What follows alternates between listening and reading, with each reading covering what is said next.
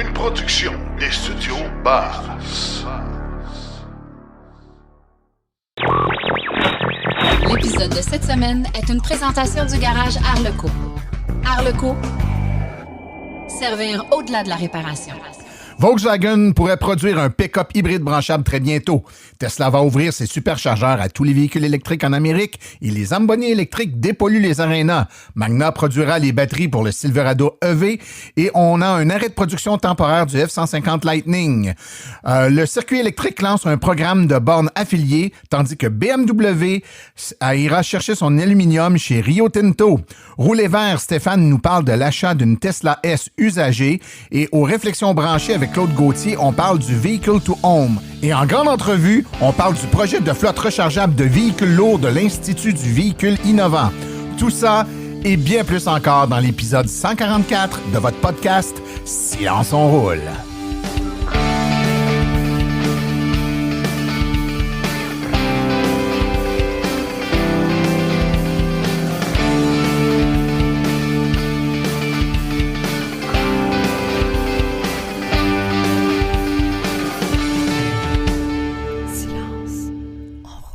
Bonjour tout le monde, mon nom est Martin Archambault et c'est avec passion et plaisir que j'anime Silence on roule, le balado dédié 100% aux voitures électriques. Silence on roule est également le fier partenaire de l'Association des véhicules électriques du Québec. Bonjour mesdames et messieurs, j'espère que vous allez bien, que vous avez passé un excellent 2 semaines. Encore une fois, 2 semaines riches en rebondissements. Plein de nouveautés. D'ailleurs, la semaine dernière, pour ceux qui sont abonnés, on publiait donc en hors-série un épisode spécial sur les statistiques d'immatriculation de véhicules pour 2022, évidemment agrémenté de projections pour 2023. Donc, ceux qui s'intéressent à tout l'écosystème puis les voitures électriques au Québec, c'est un épisode très intéressant parce qu'on voit quelle marque a bien performé en termes d'immatriculation, donc par corrélation de vente là, en 2022, quelle compagnie tire un peu de la patte, combien on est rendu de véhicules immatriculés, quelles sont les régions aussi ou les villes dans lesquelles ça progresse le plus vite. Donc, toujours un épisode fort intéressant. Si vous ne l'avez pas reçu, vous n'êtes pas abonné, je vous rappelle que s'abonner, c'est gratuit en plus, c'est la façon la plus simple de rien manquer dans Silence on roule, abonnement.silenceonroule.com. Également, je vous rappelle qu'on peut poser des questions. Vous avez des questions, on a une boîte vocale en ligne, ça se fait avec votre ordinateur. Vous connectez tout simplement le question.silenceonroule.com. Ça vous amène sur une page, vous avez un bouton, vous cliquez dessus, vous dictez votre question et puis on y répond. Et on en reçoit à l'occasion. Et puis là, j'en ai une à vous faire écouter. Donc, une question de M. Yves Sabourin. On écoute tout de suite sa question. Bonjour Martin. Yves Sabourin de Laval. Les applications circuits électriques et FLO qui possèdent et ajoutent régulièrement des ententes de partenariat avec ou sans frais d'itinérance pour faciliter la recharge en Amérique du Nord. Les propriétaires ayant seulement un compte, soit avec circuit électrique ou FLO, ont-ils la possibilité de démarrer une session de recharge sur les réseaux partenaires des 2 entités? Vu que Circuit électrique et FLO sont partenaires. Merci. Eh bien, M. Sabourin, merci beaucoup pour votre question. Question judicieuse d'ailleurs, alors laissez-moi vous expliquer. La réponse en clair, c'est non. En fait, le fait que le circuit électrique aille chercher des partenaires ne les rend pas accessibles automatiquement à FLO et que FLO aille se chercher des partenaires avec qui il est interopérable, ça ne se transpose pas directement avec le circuit électrique. Il faut comprendre que le circuit électrique et FLO ont une entente de partenariat en peer-to-peer, c'est-à-dire que les 2 systèmes sont interconnectés directement et FLO fonctionne comme ça, il s'interconnecte directement avec d'autres réseaux. Alors que le circuit électrique, lui, a adopté une approche un peu différente. Il se connecte sur une entreprise tierce qui est un hub de communication et ce hub-là est interconnecté avec plein d'autres réseaux. Donc, automatiquement, quand le circuit électrique se connecte au hub, les gens du circuit électrique ont accès aux autres réseaux du hub et vice-versa. Flow ne faisant pas partie du hub, ben, il n'y a pas d'interconnexion directe. Il est cependant possible que vous remarquiez que un réseau est interopérable avec le circuit électrique et avec Flow, mais c'est que les deux ont négocié séparément de leur côté une entente d'interopérabilité.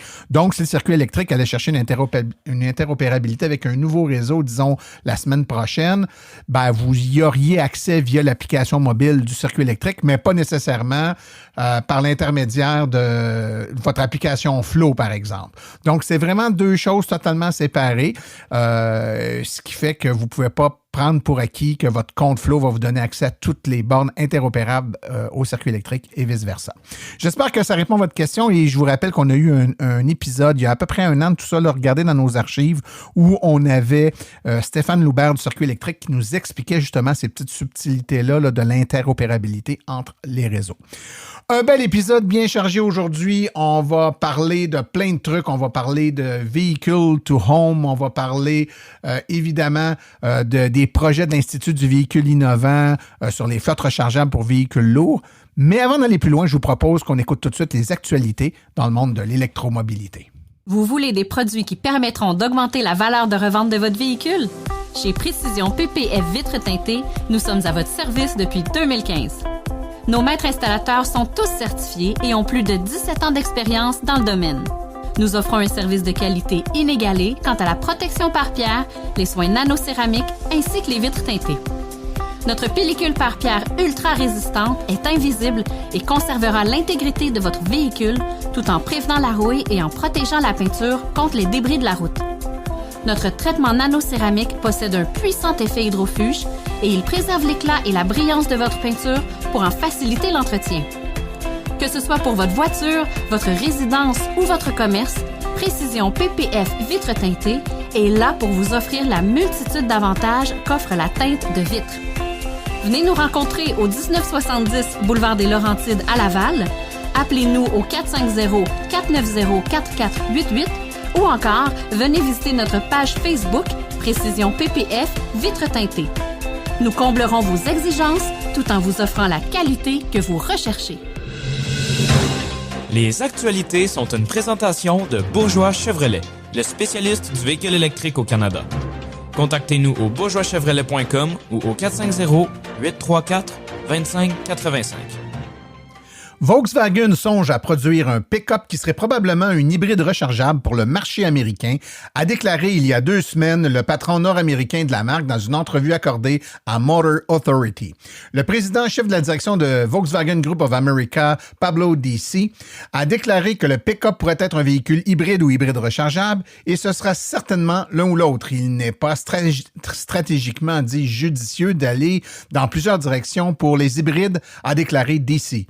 Notre décision diffère des stratégies d'autres constructeurs automobiles comme Toyota, Hyundai et Kia qui mettent actuellement sur le marché des modèles avec des options hybrides et hybrides rechargeables. Le pick-up de Volkswagen sur le marché américain pourrait tirer parti de la plateforme actuelle du constructeur automobile et serait probablement bâti sur une construction monocoque en utilisant la structure de VUS multisegment des Volkswagen Atlas. On le sait, Tesla a annoncé qu'officiellement, ils vont rouvrir très bientôt l'accès à leurs superchargeurs pour toutes les marques de véhicules. Le gouvernement américain a dit à Tesla que partager, c'est s'entraider. Et si vous n'ouvrez pas votre réseau de recharge, vous pourriez perdre des subventions. Les États-Unis, en effet, auraient pu supprimer à Tesla une portion des subventions des 7,5 milliards de dollars pour le développement des bornes électriques si Tesla ne jouait pas le jeu. Le constructeur automobile devra non seulement servir sa clientèle, mais également proposer les prises CCS s'il veut être admissible aux subventions dans le cadre du Programme national d'infrastructure de véhicules électriques. Le programme dispose de 7,5 milliards de dollars américains à distribuer aux réseaux de recharge à travers le pays dans le cadre d'un plan de l'administration Biden visant à convertir 50% des ventes de véhicules neufs à l'électrique d'ici 2050. Les véhicules électriques zéro émission sont les meilleurs amis du climat et de la santé. Les Zamboni électriques en sont un parfait exemple puisqu'elles fonctionnent souvent dans un environnement clos.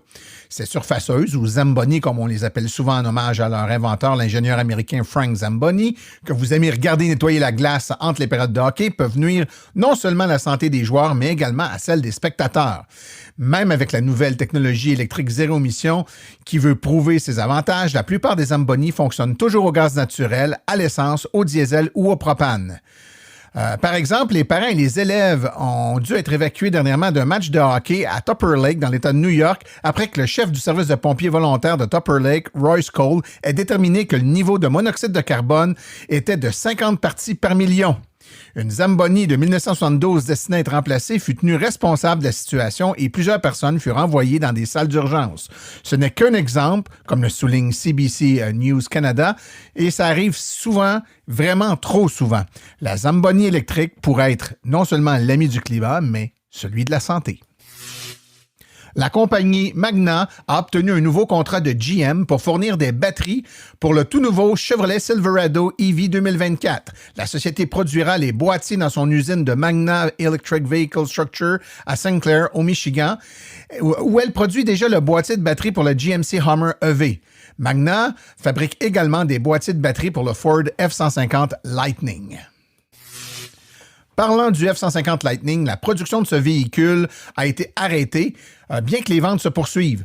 Mardi, la porte-parole de Ford, Emma Berg, a confirmé à Green Car Reports que la compagnie avait arrêté la production et la distribution des pick-up F-150 Lightning en raison d'un problème potentiel de la batterie. Ford n'a pas révélé quel était le problème à ce moment. Découvert lors d'une inspection avant livraison, le problème pourrait affecter les camions en production et ceux en route vers les concessionnaires. Le constructeur automobile n'est au courant d'aucun incident pour le moment ou problème occasionné aux camions qui sont déjà sur la route. Bonne nouvelle pour les électromobilistes québécois, le circuit électrique lance le programme de bornes affiliées. Ce programme a pour but d'accélérer le déploiement des bornes niveau 2 et d'augmenter l'accessibilité de recharge. Installées dans les stationnements extérieurs des centres urbains, ces nouvelles bornes fonctionnent seulement avec l'application mobile du circuit électrique ou une autre application mobile compatible. Il s'agit en effet d'entreprises indépendantes qui installent des bornes de recharge qui seront affiliées au réseau du circuit électrique, donc vous les verrez disponibles dans l'application mobile et pourrez ainsi payer et démarrer vos recharges sur ces bornes. BMW a l'intention de s'approvisionner en aluminium avec une réduction significative du CO2 provenant des activités hydroélectriques de Rio Tinto au Canada à compter de 2024. Par rapport à l'aluminium fabriqué par des manières conventionnelles, cette approche permet d'économiser environ 70% d'émissions de CO2. Les volumes d'approvisionnement prévus sont utilisés exclusivement pour la production des véhicules à l'usine BMW de Spartanburg en Caroline du Sud dans des composantes de carrosserie telles les capots, par exemple.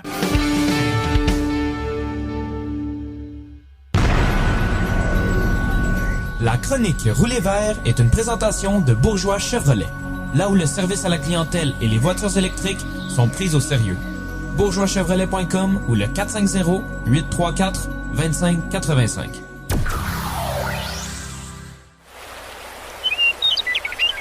Rouler vert avec Stéphane Levert. Bonjour, chers auditeurs, j'espère que vous allez bien. Le sujet de ma chronique d'aujourd'hui, c'est un peu une suite d'un des sujets qu'on a discuté lors de la revue de l'année 2022, qui était évidemment la rareté des véhicules neufs en disponibilité chez les concessionnaires pour que les gens qui veulent accéder à une voiture électrique puissent s'en procurer une. Donc, on le sait, le phénomène des listes d'attente qui a fait en sorte de mettre de la pression sur le marché des véhicules d'occasion a aussi fait monter les prix à ce niveau-là. Donc, c'est pour quelqu'un qui veut se procurer un véhicule électrique, c'est difficile d'avoir accès à une voiture. Donc, le sujet que j'ai choisi aujourd'hui, c'est la Tesla Model S que, évidemment, quand elle est sortie en 2012, ça a été une des premières voitures disponibles sur les routes du Québec, en fait. C'était une voiture catégorisée comme de luxe, évidemment, qui était très peu accessible, qui était à un prix d'acquisition extrêmement élevé, là, au-delà des 100 000 $. Donc, maintenant, ce que ça fait, c'est qu'il y a des voitures entre les années 2012 et environ 2017 qui sont sur le marché de l'occasion à des prix quand même assez raisonnables. Vous pouvez trouver des voitures, là, il y a eu plusieurs modèles, plusieurs itérations, plusieurs versions au fil des années, là, allant de 60 kWh à 90. Donc, la capacité de batterie faisait partie intégrante un peu était badgée sur la voiture, donc c'était facile de reconnaître un peu la capacité. Mais il y a eu des itérations de 60, 70, 75, 85, 90. Et lorsqu'il y avait la lettre D associée au chiffre, ça faisait indiquer que la voiture, elle avait 2 moteurs, donc traction intégrale. Il y a aussi des versions spéciales signature et performance là, qui étaient un petit peu plus nichées, mais disons qu'on va se concentrer sur les versions plus grand public. Donc, la raison pourquoi cette voiture-là peut être attrayante au niveau du prix, c'est que, par exemple, il y a des gens qui l'ont utilisée et qui faisaient, mettons, beaucoup de distance, beaucoup de kilométrage, qui fait en sorte que aujourd'hui, ces gens-là vont les vendre à un prix beaucoup plus attrayant pour le commun des mortels. Donc, dites-vous, là, par contre, que même s'il y a un haut kilométrage sur la voiture que vous auriez trouvée, par exemple, bien, la garantie du groupe motopropulseur et de la batterie est à kilométrage illimité chez Tesla. Donc, ce n'est pas un enjeu en termes de si la voiture a au moins une partie encore de la garantie qui reste, ça peut quand même être encore couvert par une garantie de 8 ans là, au niveau de la batterie. Ce qu'il faut prendre beaucoup d'attention, c'est de savoir si la voiture a été bien entretenue par le propriétaire précédent. Donc, dans mon cas, j'ai fait moi-même l'acquisition d'une Tesla Model S usagée, une 2017, que le propriétaire avait fait 200 000 km avec la voiture depuis 5 ans. Par contre, c'était beaucoup pour le travail. Donc, la personne faisait 100 km le matin, 100 km le soir pour revenir. Donc, évidemment, ça l'a fait en sorte que la distance parcourue au fil de ces années-là a été élevée. Par contre, ça a été extrêmement bien entretenu. Tout ce qui est l'intérieur, c'était impeccable. Ça ressemblait presque à une voiture neuve. Donc, j'ai mis la main sur une voiture qui était en très bon état en général. Donc, un petit conseil que je peux vous prodiguer pour vous protéger contre ça, c'est de faire inspecter la voiture dans un atelier qui se spécialise évidemment dans les voitures électriques. Là. On a quelques exemples, soit dans la région de Montréal, VE Montréal, VE Rive-Sud, Arleco aussi qu'on connaît bien au podcast, et Véhicules électriques Simon-André dans le coin de Trois-Rivières.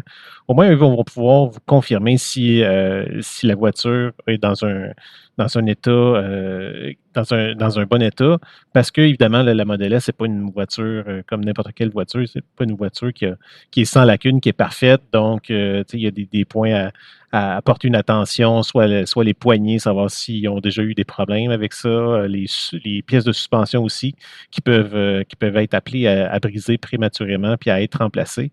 Donc, si vous voulez avoir cette paix d'esprit-là, initialement, là, de faire inspecter la voiture, c'est vraiment pas une méchante idée là, si vous voulez aller dans cette voie-là. Donc, l'idée, c'est de dire que en comparé avec une Tesla Model 3 usagée, il y a des voitures que vous pourriez avoir, une Model S, à des prix comparables. Donc, c'est certain que c'est deux voitures qui sont quand même différentes. Une est beaucoup plus spacieuse. La Model S est munie d'un haillon. Donc, c'est une berline, mais qui a un haillon. Donc, peut être plus pratique pour certains cas d'utilisation. Il y a beaucoup de voitures Model S aussi qui venaient avec l'autopilote amélioré, là, qui appelait donc le Enhanced Autopilot. Donc, ça aussi, si la voiture est déjà équipée de ça peut être un beau plus par rapport à une Tesla Model 3, par exemple, comparable. Aussi au niveau du système multimédia, donc on le sait, le Tesla fait encore des mises à jour. Donc, même une voiture qui aurait, par exemple, une 2015, 2016, 2017, l'interface, en général, reçoit encore des mises à jour et c'est encore beaucoup en avant de plusieurs modèles que je fais à l'essai, par exemple, dernièrement, qui seraient des années 2022 ou 2023. Et dernier point, là, si jamais vous êtes sur le marché de magasiner une Tesla Model S dans l'usager avec un propriétaire directement, c'est de s'informer si la voiture a le supercharger gratuit à vie et transférable. Donc, il faut vraiment faire attention à ce point-là parce que parfois, cette gratuité-là ne se transfère pas d'un propriétaire à l'autre. Donc, en conclusion, même si vous êtes actuellement sur une liste d'attente pour un véhicule électrique neuf que vous vraiment planifiez vraiment acheter lorsque celui-ci va arriver, bien, la Tesla Model S pourrait être quand même une bonne alternative, au moins sur une base temporaire, parce que, évidemment, vu que la dépréciation de la Model S que vous achèteriez est déjà absorbée, bien, vous pourriez revendre le véhicule une fois que votre véhicule neuf arrive sans trop perdre d'argent, puis potentiellement avoir un coût de possession somme toute nul ou à très faible coût. Donc, c'est ce qui met fin à ma chronique d'aujourd'hui. J'espère que ça vous a plu. Et d'ici ma prochaine chronique, c'était Stéphane Levert qui vous souhaite bonne route.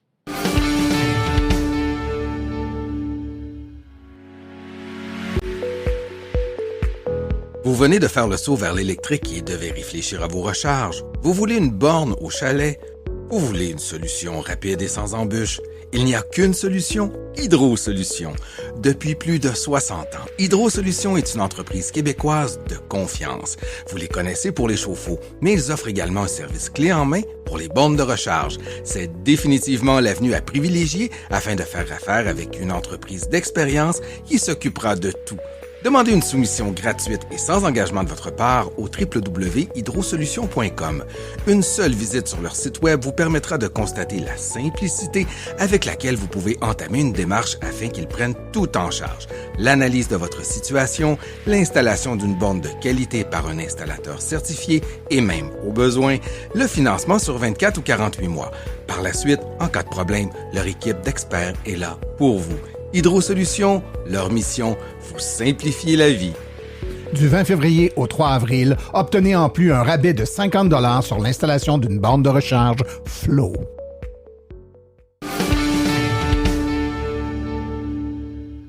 Le monde du transport s'électrifie et c'est pas une logique qui s'applique uniquement aux véhicules légers comme les voitures, ce qu'on voit probablement le plus couramment. Mais maintenant, une panoplie de véhicules s'électrifie, puis lorsqu'on commence à travailler et qu'on commence à développer des véhicules ou des nouveaux marchés électrifiés avec tout l'écosystème et tout ce que ça implique, ça demande généralement pas mal d'expertise en arrière de tout ça. Et heureusement, on est chanceux ici au Québec, on le sait, on a une expertise qui est renommée en transport électrique. Mais aujourd'hui, je veux qu'on s'entretienne plus particulièrement avec une gang pas mal le fun de Saint-Jérôme, la gang de l'Institut du véhicule innovant. Et pour être capable de nous en parler, j'ai avec moi Philippe Louis XVI. Bonjour Philippe. Bonjour Martin, merci de me recevoir aujourd'hui. Ben, ça me fait plaisir. Peux-tu peut-être nous expliquer quel est ton rôle à l'Institut du véhicule innovant? Tout à fait. Donc moi, je suis ingénieur mécanique de formation. Je suis chargé de projet en électrification au sein du groupe Applications technologiques à Lévis. Excellent. D'entrée de jeu, pour que les gens comprennent ce qu'est l'Institut du véhicule innovant, on va essayer de l'expliquer là, clairement. Il y a quelques années même déjà, ça va vite, hein, on est rendu à la 7e saison de Silence on roule. On avait avec nous votre directeur général, François Adam, qui nous a donné une explication de ce qu'est l'Institut du véhicule innovant. On écoute ça. OK. Ben écoute, l'Institut du véhicule innovant fait partie. En fait, c'est une créature qui fait partie d'un mécanisme qui a été créé par le gouvernement du Québec il y a quand même plusieurs années. Ce mécanisme-là s'appelle les CCTT, Centres collégiaux de transfert de technologie. Il y en a, ça c'est très méconnu, je te dirais, au Québec. Et c'est un réseau qui gagne à être connu, je te dirais. Il y a 49 de ces centres-là qui existent au Québec et chacun des centres a une spécialité. La plupart des centres ont des spécialisations technologiques, donc il y a des centres spécialisés en aéronautique, en éolien, en textile, en géomatique, il y en a dans plein de domaines, et nous, c'est le transport avancé. Donc, ce que je comprends, Philippe, c'est que vous êtes un centre de recherche appliquée au domaine du transport avancé, donc transport électrique, transport intelligent, etc. Vous devez avoir des Moses de beaux projets, hein? C'est pas mal, le timing est bon, en tout cas. Exactement. Ben, le timing commence à être excellent, même on est en pleine explosion. Là. Donc, on est un OBNL, comme tu dis, un centre d'innovation et de recherche appliquée, accrédité par le CRSNG. Ça fait maintenant 25 ans que Lévis existe sous une forme ou un nom autre. Là. Donc, ça fait depuis 2015 qu'on s'appelle l'IVI ou l'Institut du véhicule innovant, comme tu disais. On est rendu 43 chercheurs, ingénieurs, techniciens et autres. Donc, ça a déjà été une petite bébite de 5-10 personnes maintenant. Comme je te disais, il y a beaucoup plus de monde qui y travaille. Et effectivement, on a travaillé sur beaucoup de projets qui ont en lien avec l'électrification des transports dans la province de Québec les dernières années. Il y en a que les gens ont vu passer. Je pense notamment à l'autobus scolaire électrique fait par Lyon. Vous avez été impliqué là-dedans. Vous avez été impliqué dans le développement de l'autobus de Lyon. Exactement. Donc, nous, une des choses principales qu'on fait, c'est qui est notre mission, là, c'est d'aider les entreprises à innover. Donc, vraiment, le projet de passer de l'autobus au diesel à l'autobus électrique. Donc, le premier prototype, si on peut dire, a été électrifié en partie avec nous. Et nous, en fait, ce qu'on fait par après, c'est qu'on va donner cette recette-là et on va laisser l'entreprise passer en production avec ce prototype-là. OK. Donc, vous les aidez au niveau de l'idéation, de la conception, de peut-être prototypage, tester des affaires, mais quand vient le temps de commercialiser puis de lancer, là, vous remettez le bébé aux parents puis ils partent avec. Exactement. Ben même, je dirais, on fait un petit peu une espèce de sandwich parce qu'on va les aider à innover, donc en peut-être concevant un prototype ou même fabriquant un prototype et tout ça. Donc, on a présentement, disons, 3 groupes qui s'occuperaient de ça, le groupe mécanique, le groupe électrique et le groupe logiciel à l'intérieur de l'IVI. Et on a un 4e groupe qui vient boucler la boucle, si on veut. C'est ce qu'on appelle le groupe application technologique. Donc, nous, on se concentre sur soit justement une fois que l'innovation de l'entreprise est rendue sur le marché, ou des technologies qui sont par d'autres manufacturiers sur le marché, mais qu'il faut intégrer dans les opérations d'une entreprise. OK. Écoute, pour nous donner une bonne idée, Philippe, j'aimerais ça que rapidement, là, que tu nous parles ou que tu nous illustres certains projets au fil des années sur lesquels l'IVI a travaillé pour qu'on voit un peu l'ampleur et la diversité des interventions que vous pouvez faire. Tout à fait. Ben, en fait, quelques projets passés. Comme on disait, il y a eu l'autobus de Lyon, il y a l'autobus électrique de Novabus aussi qui est passé chez nous. Des véhicules plus petits comme des navettes aéroportuaires qui ont été conçus à l'interne. Des camions encore plus gros que ça. Par exemple, des camions qui vont même pas sur la route, des systèmes ou des véhicules pour des compagnies aéronautiques. Et aussi beaucoup de projets de démonstration ou de formation. Donc, par exemple, on a testé au sein du groupe application technologique quels seraient les paramètres idéaux pour électrifier des taxis, des écoles de conduite, des véhicules de patrouille, par exemple. On en a tous entendu parler, en fait, dans les nouvelles. Là. Donc, il y a une voiture d'autopatrouille qui est en circulation présentement et c'est un projet qu'on suit à l'IVI. Super. Ben, écoute, puis moi, je vous suis un peu depuis un petit bout de temps. Là. J'ai vu passer plusieurs de ces projets-là, puis ça met en avant, je dirais, ça met en lumière tout le génie, la création, mais aussi le passage. Je trouve que vous incarnez très bien le passage de l'idée à l'action. C'est-à-dire que, on a souvent des bonnes idées, mais il faut les matérialiser, mettre ça de façon concrète, puis vous avez, au fil du temps, développé, je trouve, une belle expertise puis une belle panoplie de façons de passer de l'idée à l'action. Moi, je veux, Philippe, qu'on parle particulièrement de 2 projets, un en particulier, mais évidemment, dans son rôle, on s'intéresse aux véhicules électriques, on s'intéresse aux voitures, aux camions, etc. Et vous avez travaillé particulièrement dans les flottes de véhicules. Vous avez eu un premier projet en 2017, un projet qui traitait des flottes rechargeables. Peux-tu nous parler brièvement de ce projet-là? Puis après ça, on va parler du gros projet sur lequel vous êtes en action actuellement. Ben, tout à fait. Donc, comme tu disais si bien, en fait, notre mission à l'IVI, c'est justement d'aider les entreprises et d'accélérer de faire le pas vers l'innovation, vers les modes de transport moins polluants. Et donc, ce qu'on s'est rendu compte en 2016-2017, on a créé un projet qui s'appelait Flotte rechargeable. Donc, le but était vraiment d'aller mettre des véhicules électriques, on parle de véhicules légers, là, des voitures comme monsieur, madame, tout le monde conduisent, d'aller mettre ça entre les mains des entreprises pour les utiliser pour leurs besoins d'entreprise, mais aussi pour les prêter aux employés pour carrément retourner chez eux et faire leur commission le soir. Et sur 30 entreprises, donc ça a touché environ 300 personnes, je pense. Sur les 30 entreprises, il y en a 63% à la suite de cet essai-là qui ont vraiment emboîté le pas et qui ont soit fait l'acquisition d'un véhicule électrique pour leurs besoins, des employés ou autres. Quand vous mettez sur pied des projets comme ça, évidemment, outre l'aspect on va vous permettre d'essayer, Est-ce qu'il y a des données empiriques? Est-ce que vous récoltez de la donnée pour être capable de tracer un portrait, par exemple, de l'utilisation moyenne des véhicules dans tel ou tel type d'entreprise? Quels sont les besoins en recharge de l'entreprise? Je ne sais trop. Donc, vous devez avoir de la mesure qui est prise. Vous ne faites pas juste les lâcher lousses, puis 2 mois, 3 mois après, vous venir chercher les autos. J'imagine qu'il y a de la collecte de données. Tout à fait. Donc, c'est sûr que nous, on va toujours instrumenter avec un appareil télématique là, les véhicules et cet appareil-là nous donne beaucoup d'informations sur qu'est-ce qui se passe dans le véhicule, qu'est-ce que le véhicule fait. Puis on va chercher pas vraiment les mêmes informations que la plupart des entreprises vont chercher. Là, ils veulent savoir s'il y a le véhicule roule au ralenti ou s'il fait des excès de vitesse. Nous, on regarde en fait combien de kilomètres il fait par jour, combien de temps il est arrêté, où il est arrêté. Toutes ces choses-là, et c'est vraiment sous forme là, de rapports informatiques qu'on sort ces informations-là. On regarde le nombre d'heures qui va être arrêté à son stationnement près d'un endroit où il pourrait y avoir une borne de recharge, par exemple, s'il n'est pas électrique. Et ça va vraiment nous permettre d'émettre un diagnostic, justement, en disant, bon, ben, le véhicule a besoin de recharger pendant la journée ou il peut recharger juste la nuit.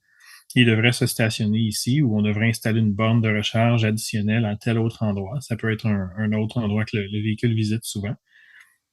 Donc, c'est toutes des informations qu'on peut sortir pour conseiller les gestionnaires de flotte et les entreprises pour passer à l'électrification. Et évidemment, ce projet-là en particulier, moi, je l'ai bien suivi. Là. J'ai regardé comment ça s'est déroulé, puis ça a été un beau succès. Et là, vous arrivez maintenant avec un nouveau projet, mais là, c'est vraiment dans l'air du temps, comme je disais tantôt. Là, on sait que 2023, 2024 vont être des grosses années au niveau de l'électrification, du transport de marchandises, des camions mi-lourds et lourds. Et là, vous avez un nouveau projet qui vise cette fois-là des flottes rechargeables, mais de camions lourds. J'aimerais qu'on prenne du temps pour parler de ça, Philippe. Parle-nous donc de ce projet-là, d'où c'est né, puis quels sont les buts et les différentes phases de ce projet-là. Tout à fait. Donc, suite au premier projet qu'on a appelé Flotte rechargeable, donc on se trouve maintenant en 2020, on se rend compte que, comme tu dis, les camions lourds s'en viennent très bientôt sur le marché. On sait tous que c'est une part très importante des émissions de GES de la province de Québec. Là, je pense que juste le transport lourd, c'est 1/6 de toutes les émissions totales de la province. Donc, c'est un gros point à attaquer. Pour un gestionnaire de flotte, c'est un peu plus complexe que le véhicule léger. Il y a plus de questions. Les véhicules sont pas arrivés encore. Il y a beaucoup de questionnements. Donc, on a relancé, appelons ça la bannière flotte rechargeable. Cette fois-ci, ça s'appelle flotte rechargeable camion lourd. Et c'est un projet pour lequel on est allé chercher du financement. Donc, c'est réalisé grâce à la participation financière du gouvernement du Québec dans le cadre de leur, ils appellent ça le plan pour une économie verte 2030. Donc, merci au gouvernement. Mm-hmm. On a aussi plusieurs partenaires dans ce projet-là, principalement la plupart des manufacturiers de camions lourds qui sont présents au Québec. Là, on pense à Lyon, Peterbilt, Volvo, Kenworth.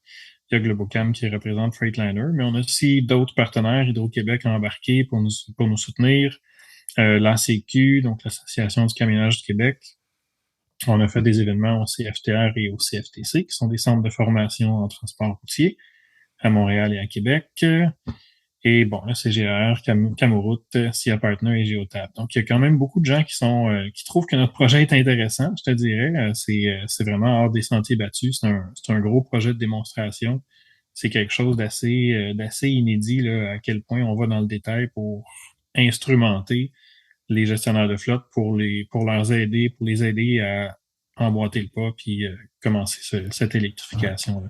On imagine très bien que ça pose son lot de questions. En fait, autant les véhicules légers pouvaient être quelque chose de méconnu. Il en reste pas moins que c'est relativement simple à acquérir, à gérer. Quand on parle de véhicules lourds, ben là, le véhicule, évidemment, il est plus gros, il prend de l'espace, il demande des grandes quantités d'énergie. On parle d'entreprises de transport qui souvent ont plusieurs véhicules qui, au fil des années, vont devoir s'électrifier. Donc, peut-être des besoins et des apports en puissance et en énergie très, très grands. J'ose imaginer que la plupart des transporteurs, ces enjeux électriques-là, c'est pas nécessairement leur dada dans la vie, ils connaissent plus ou moins ça, mais ils connaissent juste assez ça pour savoir qu'ils ont besoin d'un peu d'accompagnement puis ils ont besoin de se faire les dents là-dessus. Je pense que votre projet vient à point. Peux-tu nous expliquer un peu en quoi le projet consiste? Tantôt, tu nous as parlé des véhicules légers, vous prêtiez des véhicules. Est-ce que c'est la même chose de les prêter des véhicules lourds? Puis de quelle façon vous intervenez? Est-ce que ça se fait, c'est un gros projet qui se fait d'une shot? Vous avez plusieurs étapes, plusieurs phases avec lesquelles vous allez faire avancer le projet au fil du temps? C'est un projet en 3 phases. Comme tu dis, les camions lourds, on est une dizaine d'années en retard par rapport aux véhicules légers. Présentement, dans la province, on a, je pense, 140 000 véhicules légers sur les routes électriques. Il y a 70 camions lourds présentement qui sont immatriculés au Québec. Donc, on est vraiment plus au début. Il y a plus de choses, du moins, on part d'un petit peu plus loin, peut-être pour des gestionnaires de flotte qui sont pas déjà à l'affût des véhicules légers. Et comme tu disais, les puissances sont plus importantes et tout ça, ça demande quand même un petit peu plus de calcul et de peut-être de connaissances ou d'adaptation. Donc, on a rajouté 2 phases au projet comme on avait fait avec Flotte rechargeable. La première phase qui a eu lieu cet automne, on a fait des ateliers d'une journée où les gens pouvaient venir essayer des camions. Donc, il y avait 5 camions électriques qui étaient en essai sur les pistes fermées du CFTR et du CFTC.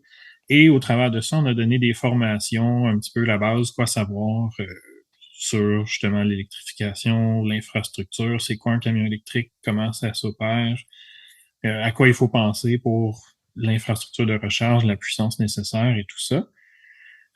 Et ça, on a fait 2 ateliers. Pour ceux qui se disent présentement, j'aurais vraiment aimé ça y assister, on prévoit 6 autres petits ateliers qui vont avoir lieu dans la deuxième moitié, à partir de la deuxième moitié de 2023. Donc, il y aura toujours moyen de se reprendre. Ça s'adresse aux gestionnaires de flotte qui ont des camions lourds. On parle des camions classe 6 à 8. Donc, ça, c'est notre phase 1. Présentement, on est en plein milieu de la phase 2. Cette phase-là, dans le fond, on a sélectionné parmi les gens qui sont venus à nos ateliers, nos premiers ateliers, on a sélectionné 30 entreprises. Et ces entreprises-là, qu'est-ce qu'on fait? Encore une fois, on instrumente avec des appareils de télématique, comme on a fait avec nos autres projets. On analyse les déplacements du camion et de leur camion diesel. Donc, on dit aux gestionnaires de flotte, faites exactement ce que vous faites d'habitude, roulez comme vous feriez normalement, il n'y a pas de restrictions. C'est sûr qu'on a ciblé des camions qui restent dans un rayon de, disons, 160 km du dépôt puis qui reviennent toujours au même endroit la nuit. Ça facilite un peu l'électrification en ce moment. Et donc, on analyse ça, puis le but est de déterminer, de leur émettre un rapport à ces entreprises-là qui dirait, si vous vouliez électrifier ce camion-là ou un de ces 3 camions-là, voici les paramètres que ça prendrait. Voici la quantité de batterie que ça prendrait. Est-ce que ça correspond avec ce qui est disponible sur le marché aujourd'hui? Voici la puissance de borne de recharge dont vous auriez besoin. Mm-hmm. Et voici une idée de ça serait quoi la rentabilité du projet monétaire et en termes environnementaux aussi. Wow.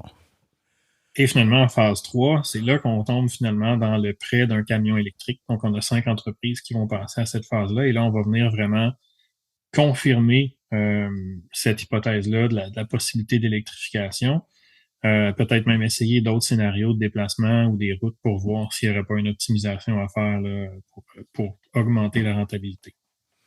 Donc, c'est vraiment une expérience là, bout en bout qui va permettre aux entreprises participantes jusqu'à la fin là, donc, dans une première phase, la phase 1, comprendre un peu mieux ce que c'est cet écosystème-là, ce que ça implique, puis être un peu formé, ou en tout cas mieux informé sur ce que c'est.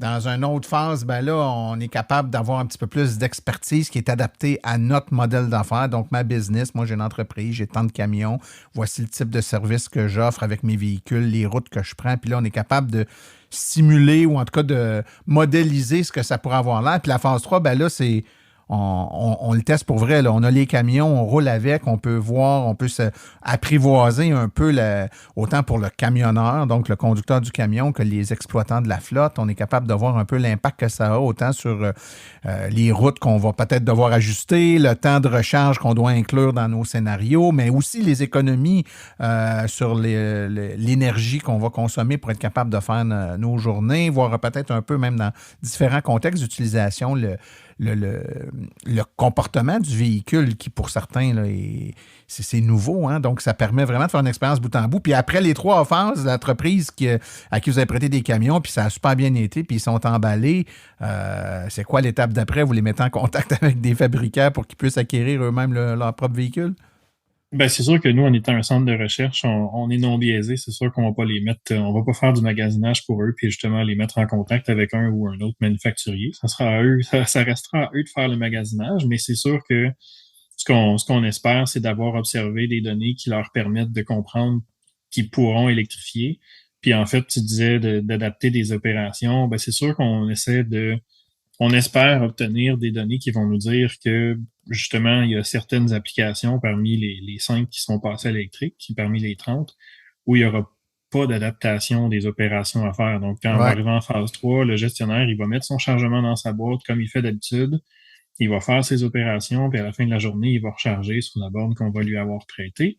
Je mentionne justement prêter, tout est prêté, vu que c'est financé par le gouvernement du Québec, c'est 100% gratuit pour les participants.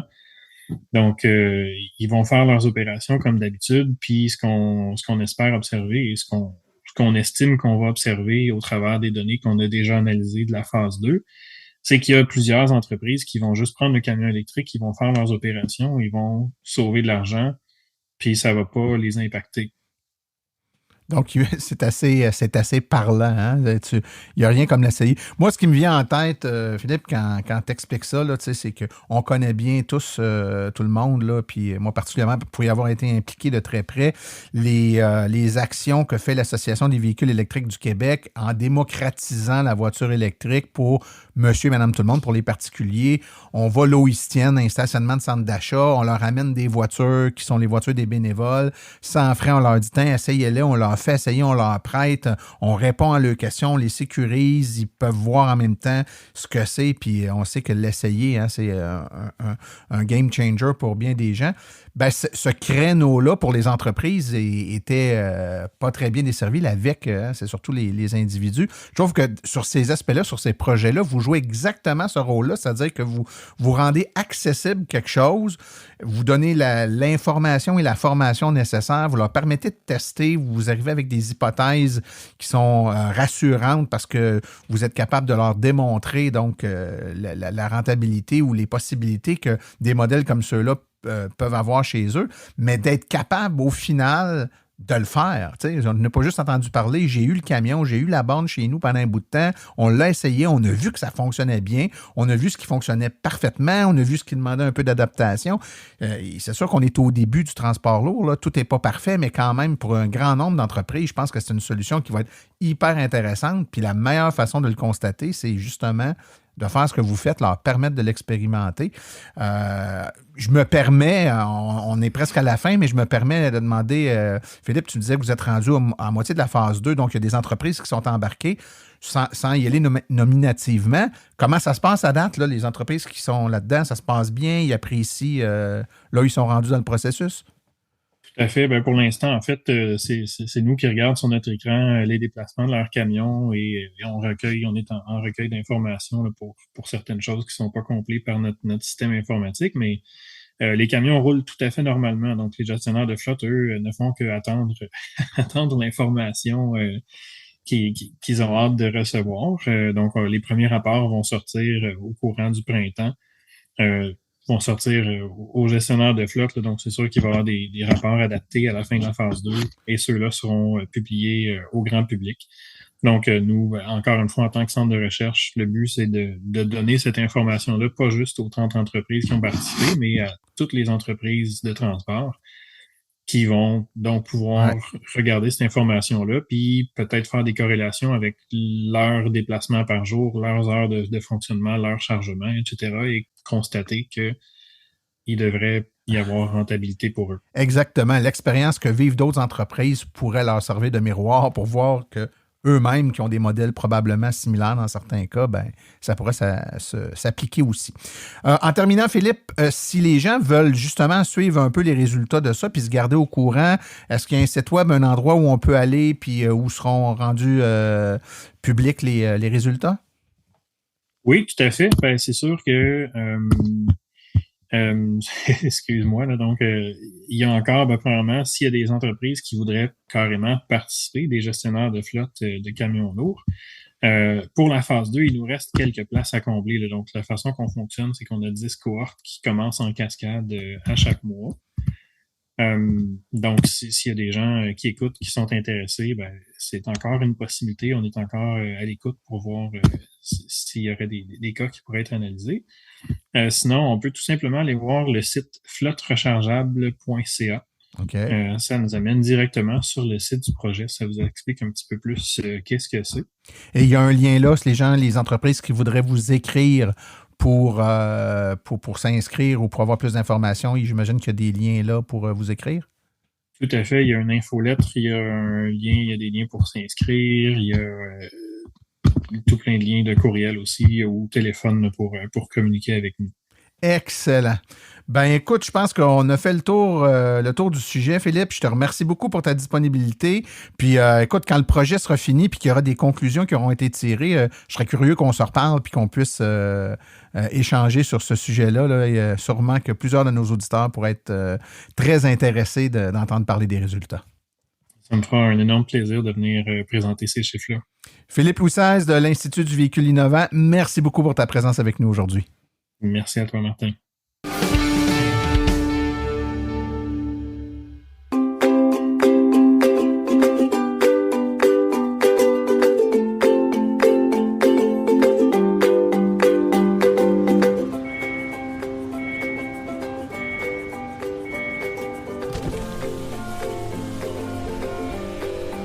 C'est vrai que ça brise moins, mais il y a quand même un minimum d'entretien à faire sur nos voitures électriques.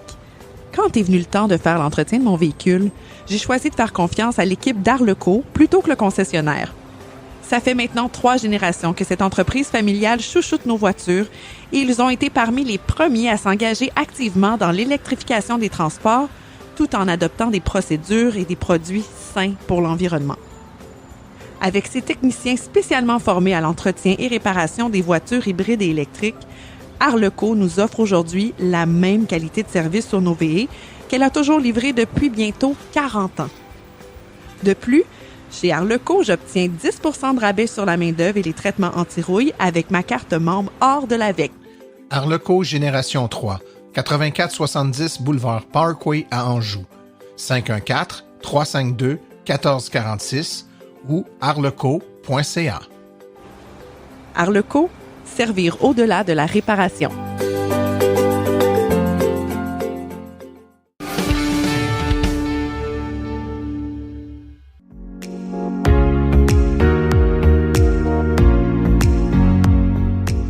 Les réflexions branchées de Claude Gauthier.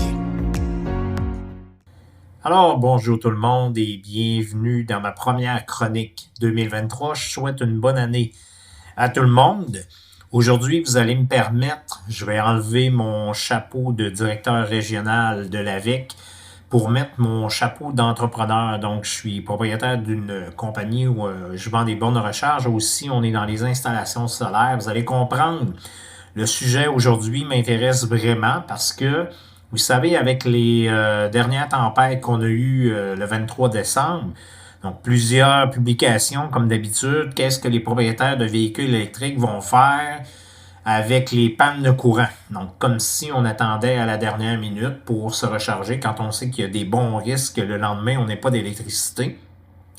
En passant, on dirait que les propriétaires de véhicules à essence n'apprennent pas parce que s'ils attendent à la dernière minute pour aller pour recharger leur auto, mais remplir le réservoir, qui serait, disons, presque vide, il arriverait à la pompe à essence en ayant une bonne surprise parce que les pompes à essence ne fonctionnent pas lorsqu'il n'y a pas de courant non plus, donc il ne serait pas plus avantagé. Donc, qu'est-ce qu'on fait? Ben, moi, le jeudi, en revenant du travail, on avait annoncé que le lendemain, il y avait des bonnes chances que on a une grosse tempête du siècle, panne de courant. Donc, qu'est-ce qu'on fait? On branche le véhicule, puis on s'assure qu'il soit le plus plein possible.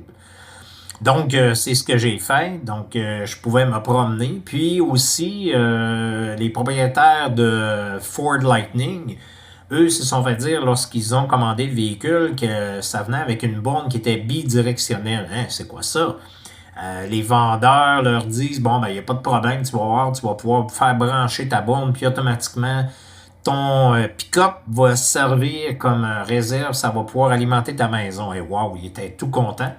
Donc, quand les premiers sont arrivés, j'ai eu quelques téléphones d'entrepreneurs qui n'étaient pas au courant de comment ça fonctionnait, puis ne font pas d'installation solaire. Donc, me disent, « Hey Claude, je branche ça comment, cette borne-là, pour que ça puisse alimenter la maison? » Le gars, il me dit que ça va alimenter sa maison. Donc là, je demande la première question, c'est est-ce qu'on a le droit d'alimenter une maison sans avoir quelque chose qui on appelle l'anti-îlotage. Ils ne savaient pas de quoi je parlais et je leur explique que le monsieur de Hydro-Québec qui travaillerait dans le poteau recevoir du courant alors qu'il n'est pas supposé en avoir parce qu'il y a une maison qui est branchée puis qu'elle est alimentée, il n'aimerait vraiment pas ça. Donc, on a une loi lorsqu'on demande un permis d'autoproducteur, donc les appareils qui doivent être utilisés ont une fonction anti-îlotage, donc qui est l'onduleur, et ne permettra pas de retourner du courant dans le réseau.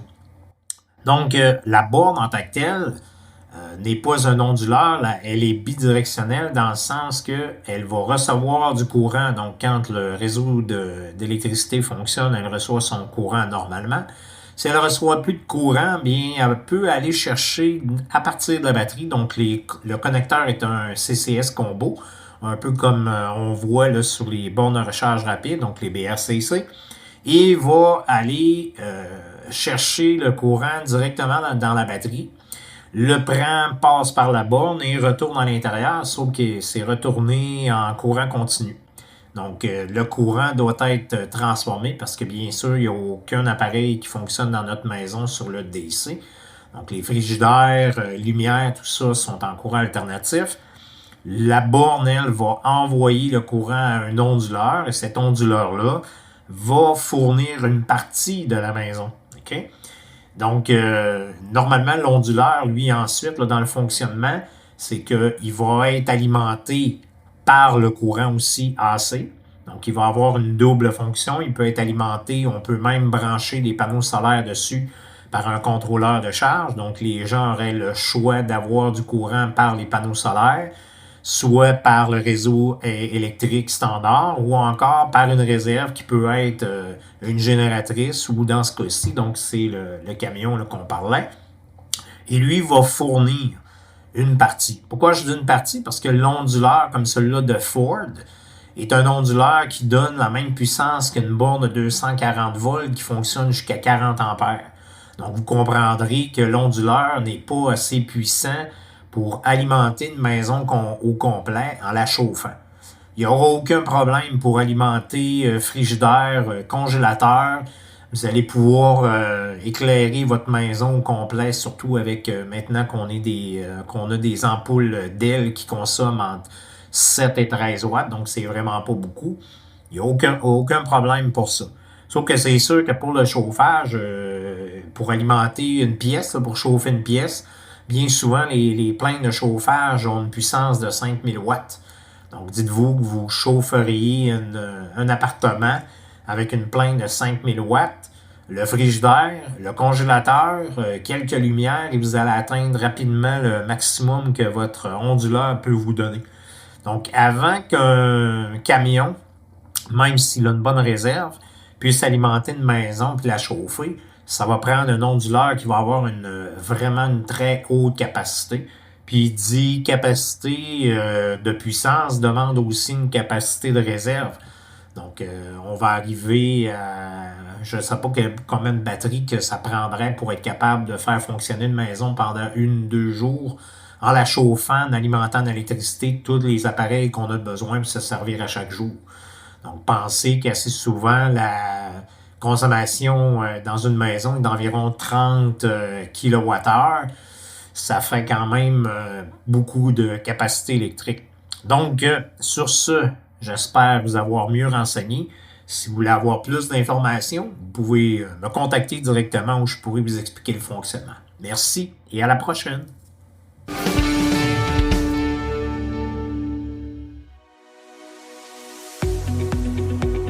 Avec le coût du carburant qui explose et l'enjeu climatique à nos portes, c'est le moment de se tourner vers des solutions durables.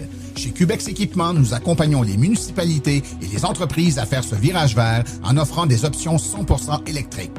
Depuis 2021, le Max-EV a fait son entrée remarquée sur le marché des véhicules utilitaires électriques compacts à basse vitesse. Il se distingue largement de la compétition. Les avantages d'un camion électrique sont grands. Des coûts d'opération beaucoup plus bas, aucun besoin d'éteindre le véhicule à l'arrêt, des coûts d'entretien fortement réduits et zéro émission de CO2. Le Max-EV est doté d'une transmission efficace, d'une suspension indépendante aux 4 roues, des freins à disque hydrauliques ainsi que le chauffage et la climatisation. C'est actuellement le seul véhicule de sa catégorie à être doté de batteries lithium-ion ultra performantes à pouvoir tirer une remorque jusqu'à 1500 livres.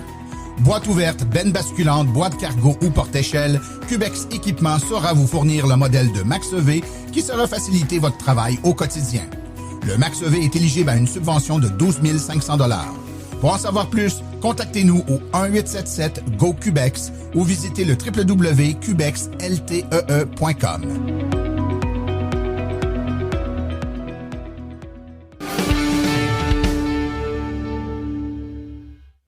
Voici les événements à venir dans les prochaines semaines dans le monde de l'électromobilité. Le relais électrique débarque au Salon du VR de Montréal. C'est du 2 au 5 mars au Palais des Congrès de Montréal. Conférence à la bibliothèque Robert-Lucier à Place d'Évry, Repentigny. Donc, apprenez-en plus sur les véhicules électriques. Une autre conférence à la bibliothèque municipale de Belleuil que j'aurai la chance de donner. Cette conférence aura lieu le 15 mars à 18h30. Le relais électrique débarque au Salon du véhicule et loisirs électriques de l'Outaouais. Il s'agit d'un salon qui aura lieu du 31 mars au 2 avril au complexe Branchot-Brière. Le relais électrique débarque au Salon national de la femme de Montréal. C'est du 14 au 16 avril au Palais des Congrès de Montréal. Et finalement, le relais électrique débarque au Salon du véhicule électrique de Montréal. C'est du 21 au 23 avril 2023 au Stade olympique. Ceci conclut l'épisode d'aujourd'hui. Remerciements sincères à nos invités et collaborateurs, c'est-à-dire aujourd'hui Philippe Louis XVI, Stéphane Levert et Claude Gauthier. À la recherche, Martin Archambault, Stéphane Levert. Merci à nos chroniqueurs Stéphane Levert, Claude Gauthier, Laurent Gigon, Philippe Corbeil, Sébastien Côtré, Cédric Ingrand et Nicolas Lambert. Aux communications, Marie-Hélène Hamelin. Thème musical, François Villot, Luc Poirier et Marie-France Falardeau. Réalisation et production, les studios Basses. Un merci tout spécial à Arleco, notre commanditaire principal, ainsi qu'aux autres annonceurs qui rendent l'émission possible, c'est-à-dire Hydro Solutions, Précision PPF, Vitres teintées, Cubex Équipement, Bourgeois Chevrolet, Fils électrique ainsi que l'Association des véhicules électriques du Québec. La reproduction de l'émission est permise, mais nous apprécierions en être avisés et les questions sur le balado doivent être adressées à martin@silenceonroule.com. Pour l'information générale sur les véhicules électriques, visitez le www.aveq.ca.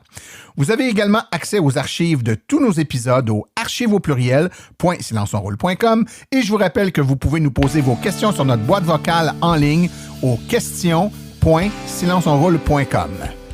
Mon nom est Martin Archambault et d'ici le prochain balado, j'espère que vous attraperez la piqûre et direz vous aussi, silence, on roule.